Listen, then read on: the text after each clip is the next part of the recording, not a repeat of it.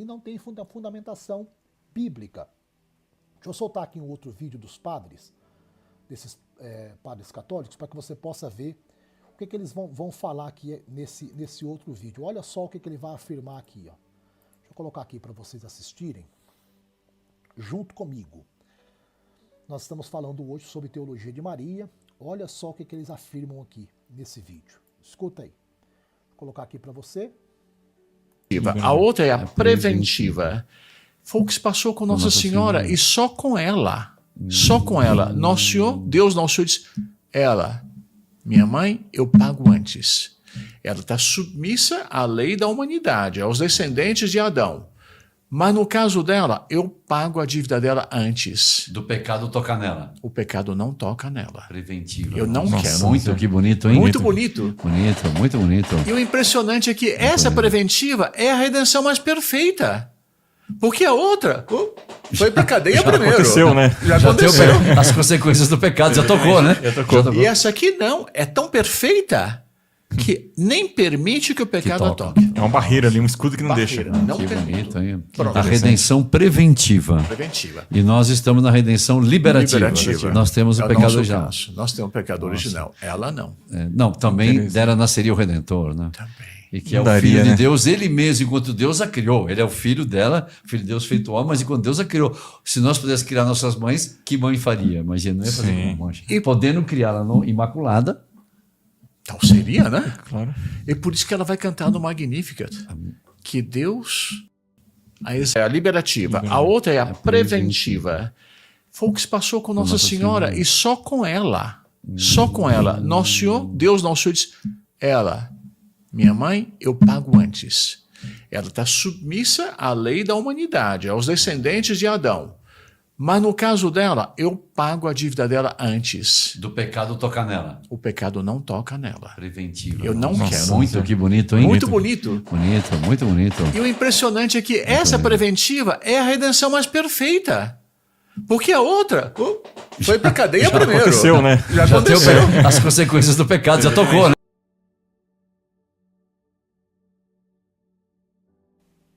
Então você percebe claramente, não tenho nada contra os padres, tá bem? Nada contra os padres, nada contra os teólogos católicos, nada contra católicos, absolutamente nada contra. Só que quando se trata de escritura sagrada, quando se trata de Bíblia sagrada, e você vai estudar, você se debruça sobre o assunto, e você começa a pensar, a refletir, aí você vai esmiuçando os temas. Aí você pega a patrística, você pega os pais da igreja, os pais teólogos, você vem estudando a história do cristianismo da igreja, você chega nos reformadores, enfim. Gente, é uma construção teológica. Maria não é imaculada. Não é imaculada. Maria é maculada. Maculada. Quando você diz que Maria é imaculada, você está dizendo que ela não tem pecados. Ou seja, está colocando ela no pé de igualdade com Cristo. O único que é imaculado é Jesus Cristo. Maria é maculada, ela tem pecados. Você contraria a teologia cristã da patrística, dos pais teólogos da igreja. Você contraria a teologia, a mais simples exegese hermenêutica de um texto. Porque todos que nasceram depois de Adão, o padre, viu, padre? Todos que nasceram depois de Adão foram gerados, que vieram a este mundo, vieram em pecado, por causa da natureza pecaminosa. Todos pecaram, diz o apóstolo São Paulo. Todos pecaram e foram destituídos da glória de Deus. Quando você olha para Cristo, quando você olha para o Senhor Jesus Cristo e você entende a teologia da cristologia, você sabe que Jesus é o único que é imaculado, que é santo, nasceu santo, puro, sem mancha, sem mácula. Jesus é o único imaculado. Quando você vira para Maria, que era uma judia, que nasceu em Nazaré, que viveu um contexto sociológico debaixo da tradição judaica, dentro do império civilizatório romano. Você percebe que Maria Era uma mulher comum. Ela tinha entre 14 e 16 anos de idade. Naquela época, uma menina de 14, 16 anos já era uma mulher adulta. Estava pronta para noivar e casar. Só que quando você coloca Maria como imaculada, que seja tradição da Igreja Católica, que seja um dogma, que seja uma construção teológica católica. Isso é errado, isso é heresia. E o engraçado é que todos, durante a história do cristianismo, que tentaram dizer, olha, essa teologia, essa argumentação, ela é heresia. Maria é como todos os homens. Nasceu debaixo do pecado. Foi gerada debaixo do pecado, pelo seu pai e pela sua mãe. Porque ela é um descendente também de Adão.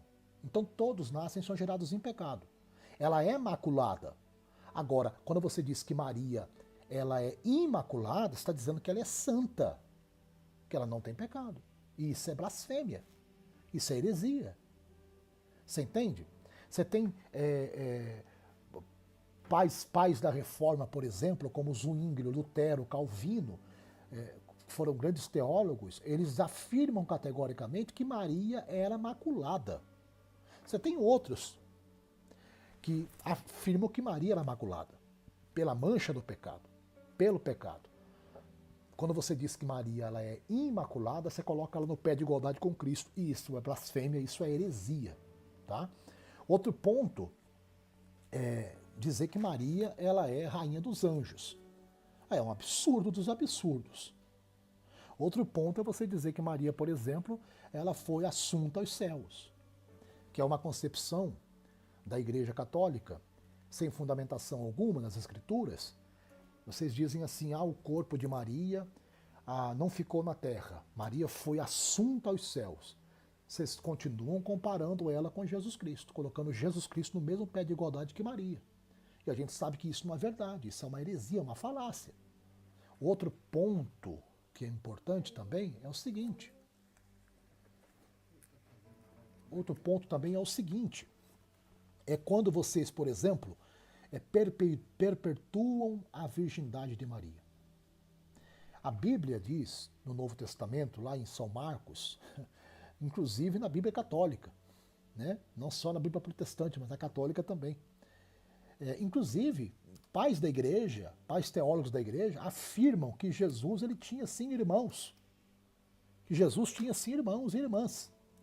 Ou seja, não só as escrituras sagradas afirmam que Jesus tinha irmãos e irmãs, mas também pais da igreja também afirmam que Jesus tinha irmãos e irmãs. Aí vocês dizem o seguinte, a tradição da igreja, o dogma de Maria diz que ela é virgem perpetuamente. Isso é um absurdo. Quando vocês falam uma coisa, vocês rotulam, vocês constroem uma teologia infundada, inverídica. Quando mesmo as escrituras estão dizendo que Jesus tinha irmãos e irmãs. Outro ponto é o seguinte, é a questão